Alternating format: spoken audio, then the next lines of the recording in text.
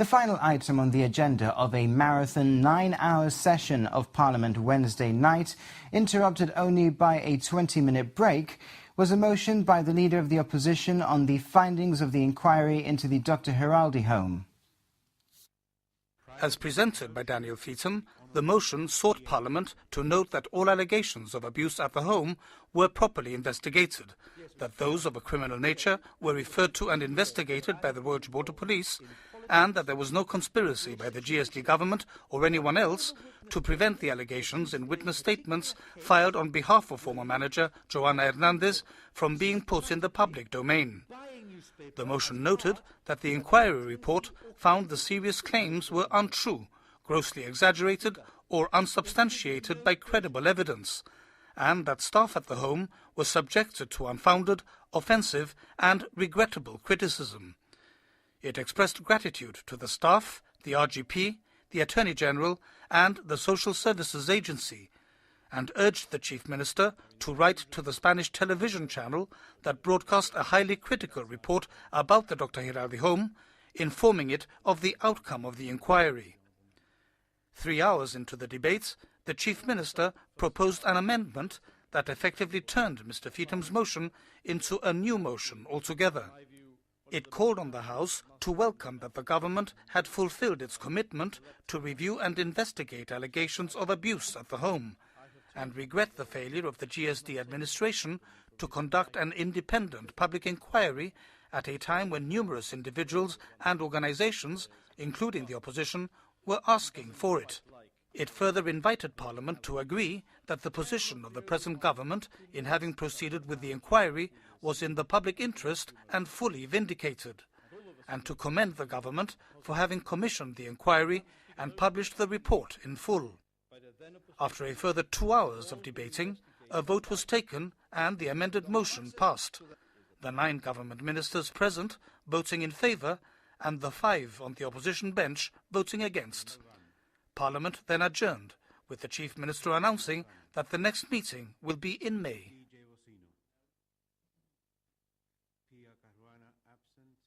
And we'll be back with more after this break.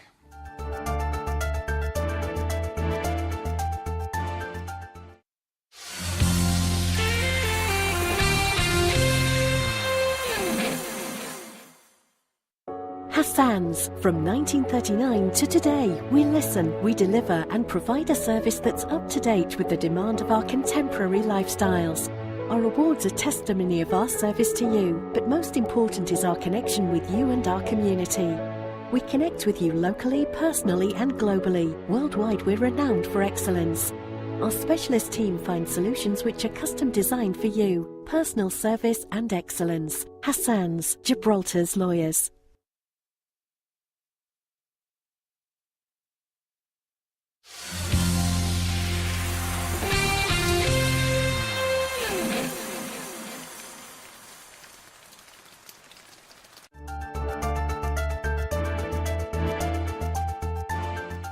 Welcome back. Gibraltar may have to insist that any future political agreements with Spain are at treaty level so that they stand the test of time.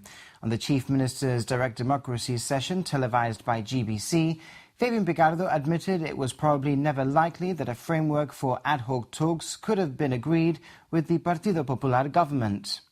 In the old days, people used to talk about Spain having to deploy confidence-building measures so that Gibraltarians might be prepared to listen.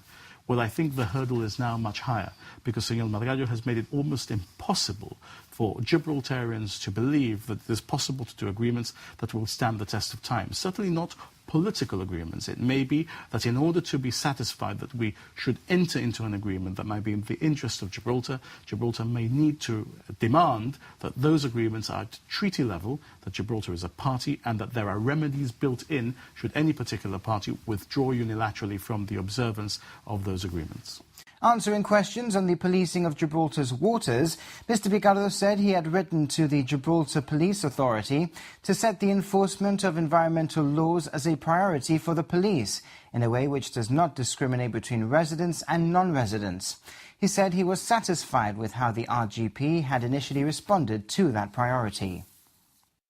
you can believe the hype and believe that there are more Spanish fishermen coming now than ever before, which is what the opposition say.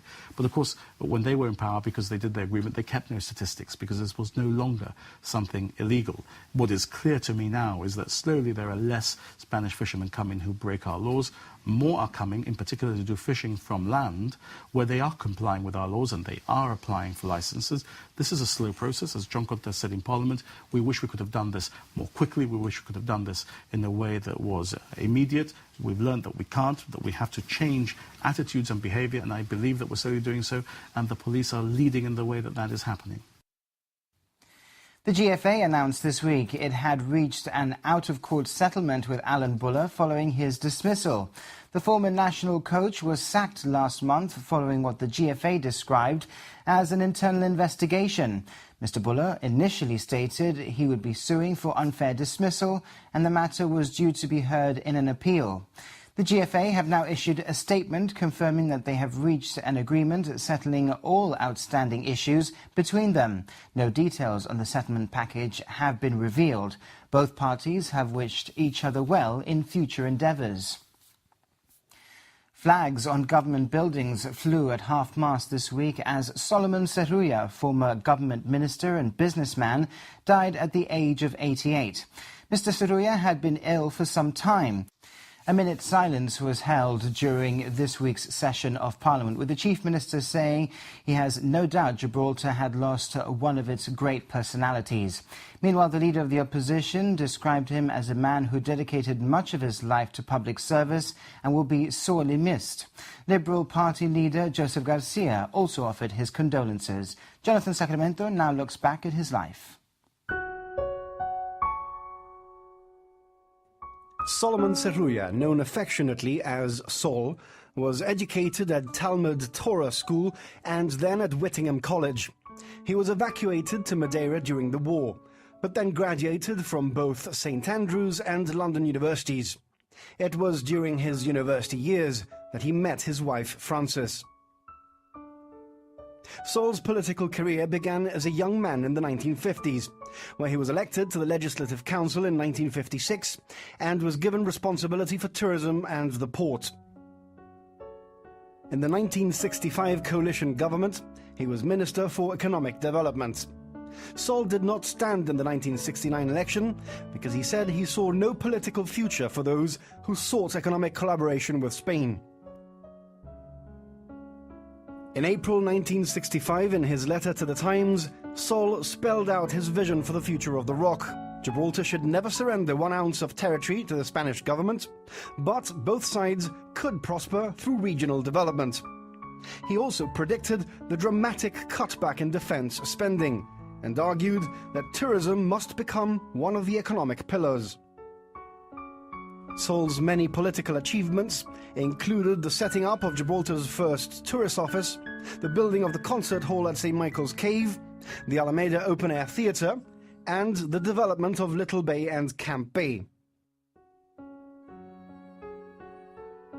After his decision not to stand in the 1969 election, Sol decided to leave for Israel, where he was appointed director of the United Israel Appeal in Jerusalem. In 1976, he was appointed Israeli ambassador to the Philippines, but later returned to Gibraltar after the opportunity to become ambassador to Spain passed him by. Despite suffering a heavy defeat away in Scotland last weekend, Gibraltar's footballers managed to find the net for the first time in the Euro qualifiers. Interim manager David Wilson said it was a historic moment for his team, despite eventually losing 6-1 in Hampden Park Stadium. With 18 minutes played and the home side having just gone 1-0 up via a penalty, Aaron Byers played a perfectly weighted through ball for Lee Casiaro, who shot under the advancing Scottish keeper to net Gibraltar's first ever competitive goal in 11-a-side UEFA football. The match would finish 6-1 with Sunderland's Stephen Fletcher netting a hat-trick for the Scots. But interim Gibraltar manager Dave Wilson said despite conceding some silly goals, he was pleased with his players' performances, especially as they'd managed to make history by scoring.